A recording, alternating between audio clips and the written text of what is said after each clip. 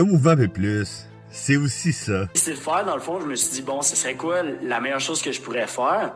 Ce serait éventuellement de me lancer dans la vente. Pourquoi? Parce que la vente, je pense vraiment que c'est quelque chose qui est peut-être des fois mal regardé un petit peu, mais quand tu prends le temps de t'acharner un petit peu sur la communication et l'influence, c'est un des skills qui est quasiment le plus valuable parce qu'à chaque fois qu'on a une conversation avec les gens, on est tout le temps en train de vendre. Tu sais, je vais te donner un exemple.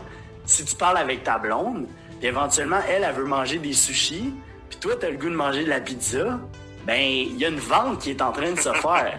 Je vous présente Raphaël Boucher. Il m'a entre autres remémoré à quel point la communication était importante dans la vie humaine. Vraiment, c'est un point où je fais beaucoup d'argent pour un jeune de mon âge. Les choses vont bien. Par contre, mon ego, OK, a pris le dessus. Étant un jeune homme de 20 ans qui a jamais fait ben d'argent dans sa vie puis qui en a souvent manqué, là, j'ai commencé à dépenser beaucoup d'argent. Ouais.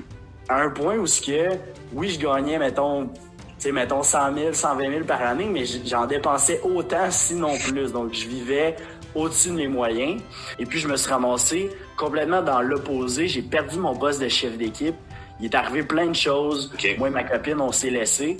Puis, dans le fond, quand je suis arrivé là, au temps des fêtes 2019, j'avais 55 000 de dettes.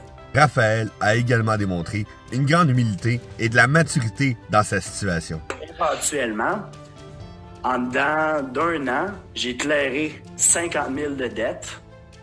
En ce moment, je suis complètement libre. Je vis carrément de ce que je veux, de ce que je fais, de ma passion. J'ai pas de problème d'argent, tout va bien. Je suis plus en santé que j'ai jamais été.